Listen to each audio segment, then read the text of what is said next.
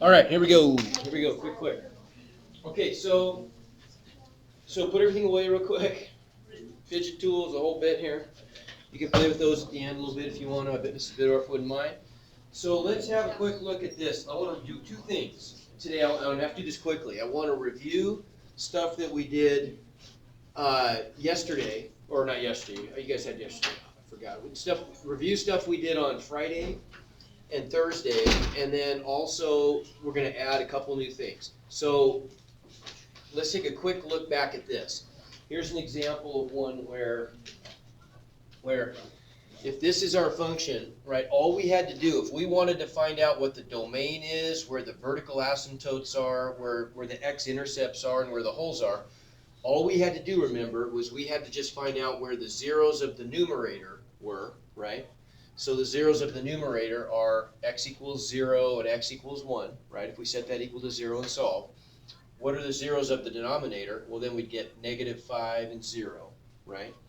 And then all the questions, all four of those questions are just answered by those two lists. That's it, right? So we know that the domain is going to be everywhere except we have to exclude any values of, any zeros of the denominator because we can't divide by 0, right? So we know that x cannot equal -5 and x cannot equal 0. So think what's going on there. There's two possible things. What are the kinds of things that could happen to a function on the graph that would be consistent with that? That would mean that we had no, that those x values weren't defined. So in other words, if an ant were walking along the function, what are the kinds of places the ant could run into where the function wouldn't exist? There's a small one, which is a hole, right? That means we've removed one point from the function, and so if the ant steps on it, I don't know where he goes, but there's nothing to step on there, right? So that's one thing that could happen. That's at one of those x values that are not in the domain. It could be a hole in the function, just a single point that's been removed. Or it could be something much more dramatic. It could be that infinite wall, right? That infinite vertical asymptote. Okay, so which one's which? Well, what are the conditions for a vertical asymptote? How do we know, for example, that there's a vertical asymptote at x equals -5 and not a hole? Why is that the case? What do you think? Bailey, how come? Why was there a vertical asymptote at -5? Based on this list up here. Because there's an infinite amount of numbers between 4 and 5. You can't quite ever get to 5. Okay, that's true. We can't actually step on 5, but there's something about this list that says, aha, that is not a hole, it's a vertical asymptote. Say it again. Okay, because it's a 0 of the denominator, but not the numerator, right? Does that make sense? So that's the case when you see that happening, when we have an x value that makes the bottom 0 but not the top 0, that is, without a doubt, a vertical asymptote. Okay? And the way that we kind of looked at that was we said, okay, well, if we plug in -5, what do we get? On the top, we get a number. On the bottom, we get a 0. A number divided by 0 means infinity, meaning vertical asymptote, right? What about instead, how do we know that there is a hole at x equals 0? How come? Well, I can't divide by 0, so I know that that's not in the domain, but how do I know that that's a hole and not an asymptote? Because there's 0 on the top and bottom. Okay, good, because it's a shared 0. It's a value of x that makes both the top and the bottom 0. So if I plug 0 into the function, then I'm going to get 0 divided by 0, which just means indeterminate. It doesn't mean infinite. It just means it's just not defined, right? So that's a hole, okay? And then finally, we know that there's an x-intercept at x equals 1 because that's a 0 of the top, but not the bottom. So if I were to plug in, for example, f of 1, I would get on the top, I would get 1 times 0 is 0. And on the bottom, I would just get, 6 times 1 is 6. So I just get 0 divided by a number, which is 0. Makes sense. The y value is 0 there. Okay, so that is a point. It's on the x-axis. Okay, that's an actual point on the function. So that's the stuff we talked about last week. And there was just another example where this would be a little bit harder one because this one wasn't factored for us originally, right? So we would have to factor the top and the bottom to find the zeros of the numerator and the denominator, right? If we factor the top, remember how we do this, right? It's been a little while, but you're going to be doing a lot of factoring here in this chapter. So you get real good at it again. So we want to find magic numbers that multiply to -8 and add to -2. So there's my -4 and +2. And on the bottom, we find magic numbers that multiply to +12 and add to -7. So -4 and -3, right? And then that gives us the zeros. In the numerator, we get 0 of +4 and -2, right? Okay. In the bottom, we get +4 and +3. But once again, we can see that the domain then would have to be all the zeros of the denominator have to be excluded from the domain. We can't divide by 0. So x can't equal 4 and x can't equal 3. But notice that 3 is a 0 of the bottom only. So x equals 3 is a vertical asymptote. Okay, Maisie, why is x equals 4 a whole again?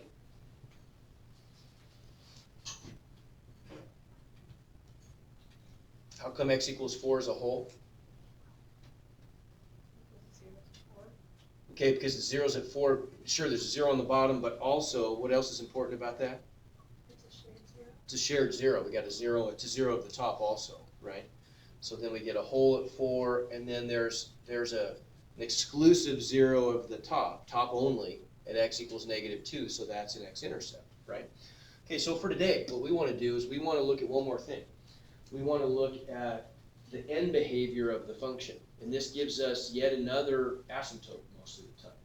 Okay, it gives us another asymptote that even more tightly defines what the shape is going to look like when we sketch it, right? These asymptotes are really useful.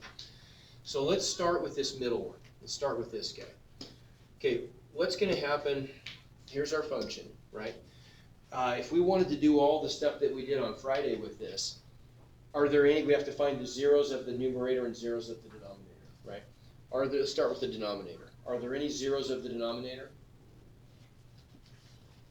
If I were to set the bottom equal to 0, right, and solve to find its zeros,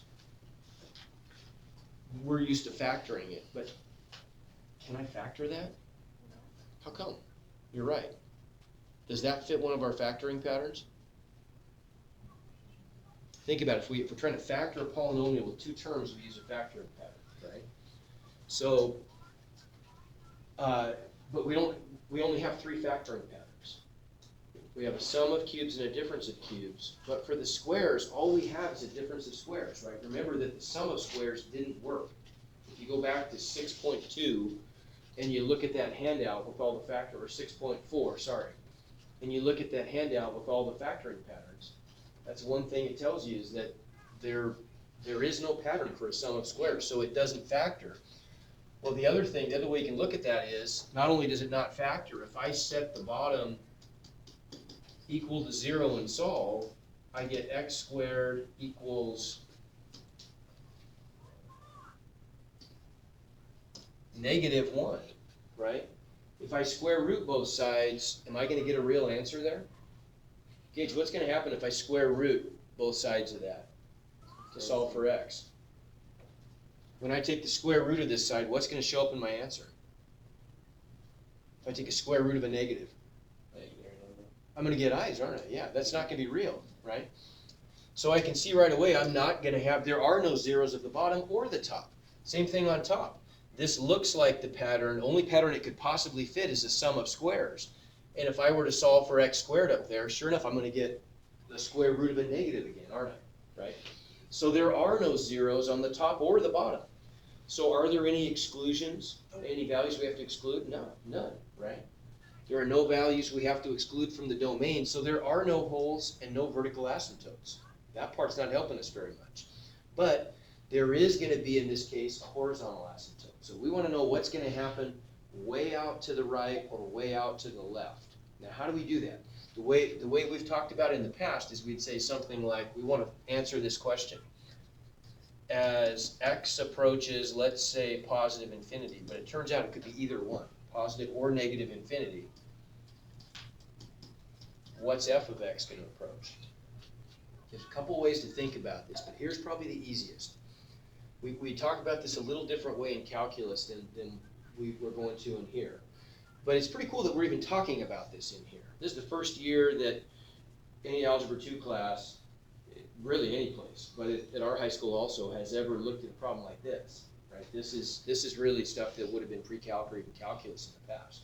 So this is pretty advanced stuff, but you can do this. It's not, I mean, you're not gonna have a problem with it. But it's kind of cool that we even get a chance to talk about this stuff in this class now. Here's how we could do it. Here's the best way for us to think about it. We're just gonna simplify this quotient. Let's just divide it out. So if I wanna know how many times does x squared plus 1 on the bottom divide into 2x squared plus 5 on the top, right? Remember though, when I write the polynomial, the numerator inside the what do we call that? The division bracket, I have to include a column for every power of x, right? So how would I write this thing in here? 2x squared. I can't just say plus 5. What do I need to include an x column? So what's the coefficient of x there? 0, yeah, because it's missing, right? It doesn't show up, so it must be a 0 coefficient. Plus 0x plus 5. And then now we just need to know what is the leading term in the numerator divided by the leading term in the denominator. In other words, x squared times what is 2x squared? 2, right? Everybody agree? Okay, and we just get that by dividing the leading term in the numerator by the leading term in the denominator, right? So we get a 2, then we're just going to distribute that through. 2 times x squared is 2x squared. 2 times 1 is 2, so I'll line that up in the constant column. And then remember, I put the whole thing in parentheses and subtract, right? So the 2x squareds cancel. 0 minus 0 is just 0. And then 5 minus 2 is positive 3. So that's my remainder, right? So what's this equal to then? We could rewrite this as 2 plus a remainder of 3 divided by my denominator of x squared plus 1. Okay, so what's going to happen then? If I take the limit here, now let's go back down to my limit. As x approaches plus or minus infinity, would everybody agree that this 2 doesn't have an x in it? That's not going to get changed by the limit, is it? Right? As x approaches plus or minus infinity, the 2 just stays the same, right? But what's going to happen to this term right here?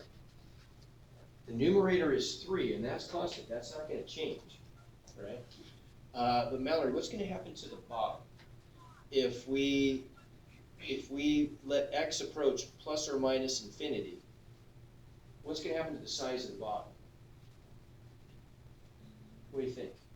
If x is plus or minus infinity, the signs are different, but either one of them just means huge number, right? If I have a huge number squared on the bottom, that's even huger, right? So what's the size of that fraction going to be if I've got this little 3 on top and this enormous number on the bottom that's approaching infinity? What's the size of a fraction do? What's the value of a fraction do if the top is really small but the bottom is huge? What's it approaching? Like what if we plug in 1 trillion on the bottom for x? What would 3 divided by 1 trillion squared be? Pretty close to what number? What? So if I've got on the bottom, I've got like 1 trillion squared. That's huge, right? 3 divided by that enormous number, if I put that in my calculator, what's it going to look like? 0.0000. It's going to make it really small, isn't it, right? It's going to get a big number on the bottom of the fraction. So 0.00000 something, right? But it's pretty close to 0, right? What's this going to say? It's going to approach 0, isn't it? Right? So this guy right here, we can just do that. We can just say, that one's going to go away. We're just going to end up with this other part as x approaches plus or minus infinity. Think what we're asking. As we go infinitely far to the right or the left, the y value we're left with then is just plain old 2, right? So what's my vertical or what's my horizontal asymptote there? 2, right? It's just the line y equals 2, right? So we get a horizontal asymptote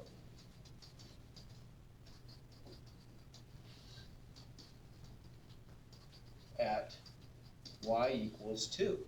And if I graph this thing, what do I end up with then? Well, I just end up with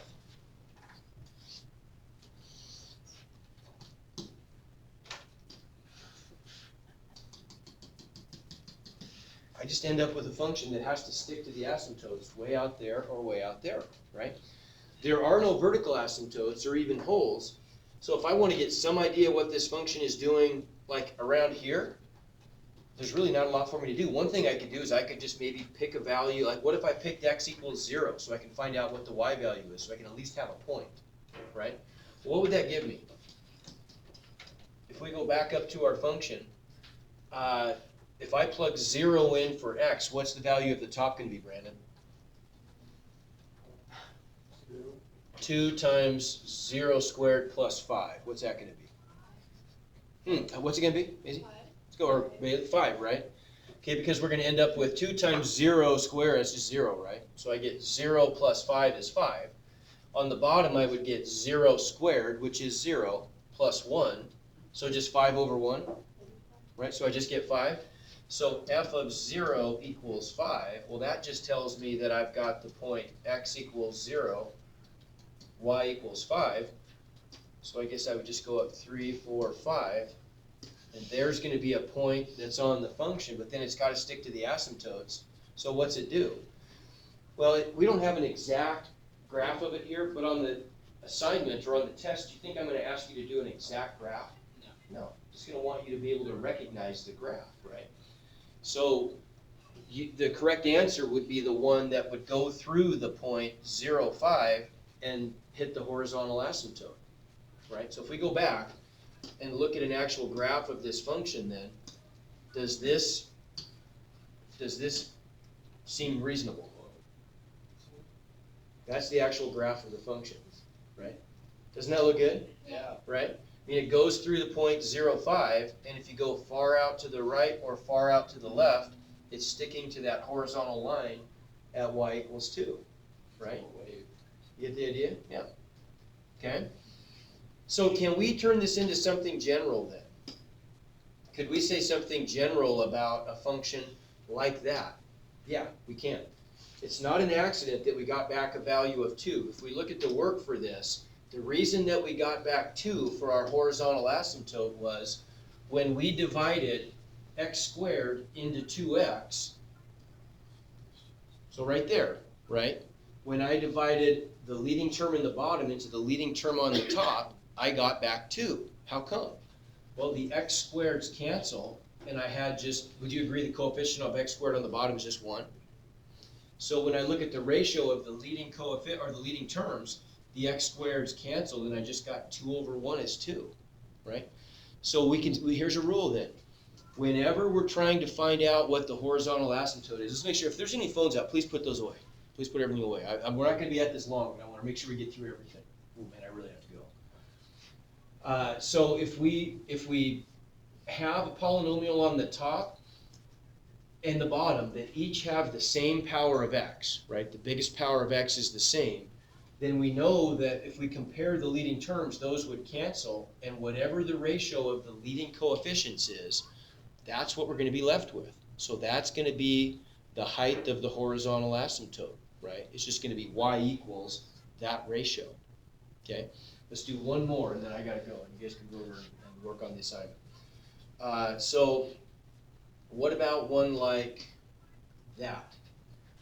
What do you think is going to happen there? Now this one looks a little different. The bottom has a bigger power of x than the top, right? What if I wanted to include an x squared term on the top? What would the coefficient have to be? 0. Have to be 0, wouldn't it? Right? So we could. This would be a little bit weird, but if we wanted to, we could, I guess, write this as 0x squared plus x plus 3, because 0x squared is just 0, right?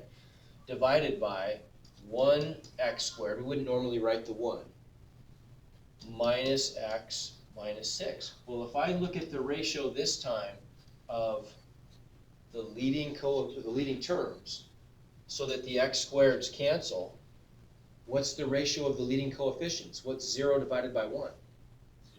0, right? So this gives us a horizontal asymptote at y equals 0. So what do you think the rule is going to be then?